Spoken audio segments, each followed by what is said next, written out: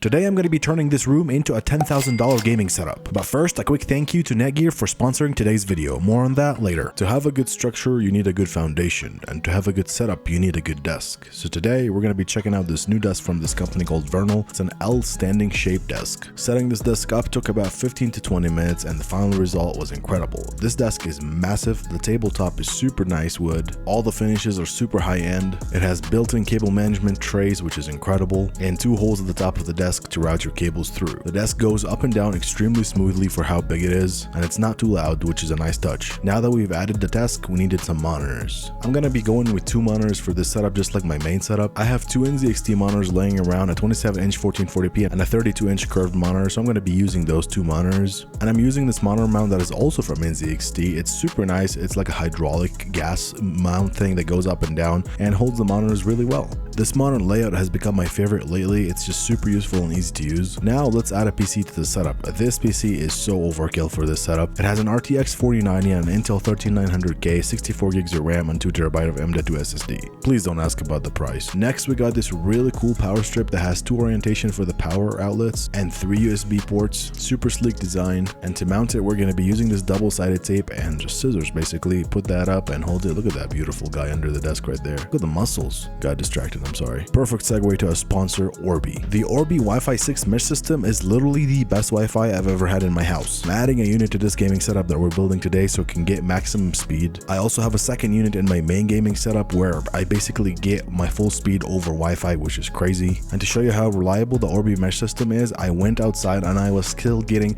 200 to 300 megabits per second. If you want to learn more about the Orbi mesh system, check out the links below. Anyway, it's about time to fix the cables, which is my favorite part, to be honest. For cable management, I use Velcro strips because they're just the best, and I've been using these cable raceways that I pick off of Amazon. They have holes on the side and they're super easy to use, and they have also pre-installed adhesive, which is super nice. Quickly, before we fix the cable, I got this USB hub that I'm going to be putting behind the monitor so I can plug everything into it and not directly to the PC. And now that we have everything wired, we just need to fix these cables, so let's do that.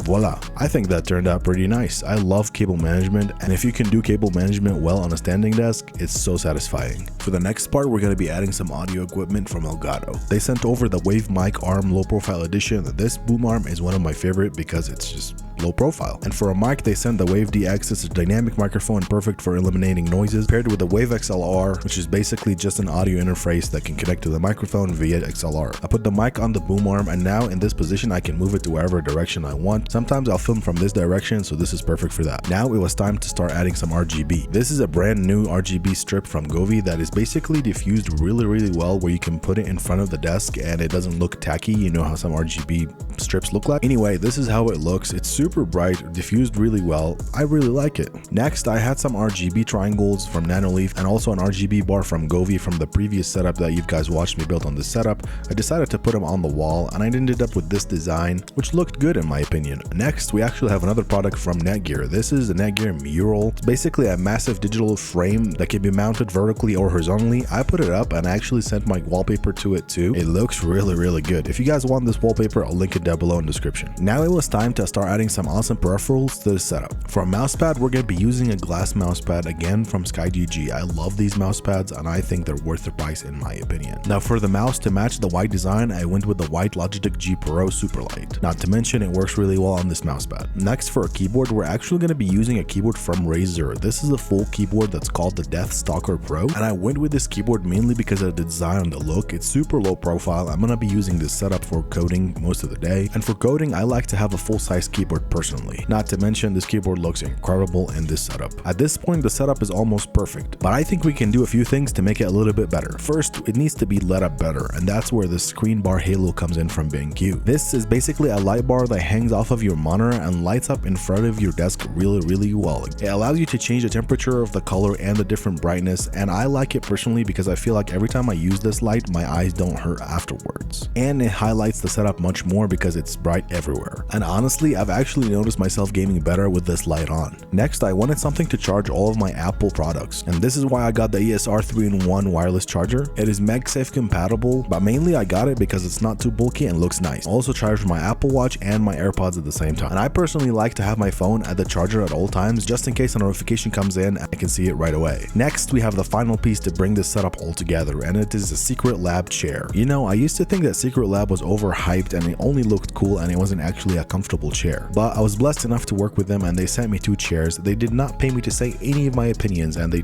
don't see any of my videos before I post them. But honestly, I've never sat in a chair that is as comfortable. Quick segue, I caught myself here by mistake. But every person in my family who's ever sat in the Secret Lab chair that I own has asked me if they can take it home with them. And I obviously said no because I like my Secret Lab chair. So I got a second one for this setup. It's so good. Anyway, let's add the chair as the final piece to the setup, and here's a cool montage of the new setup.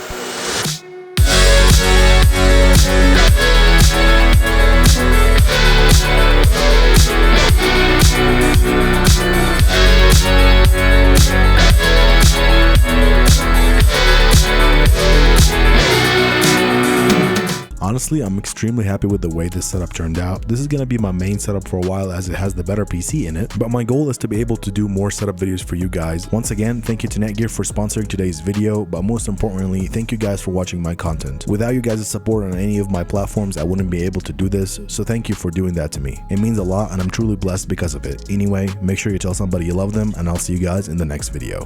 Bye.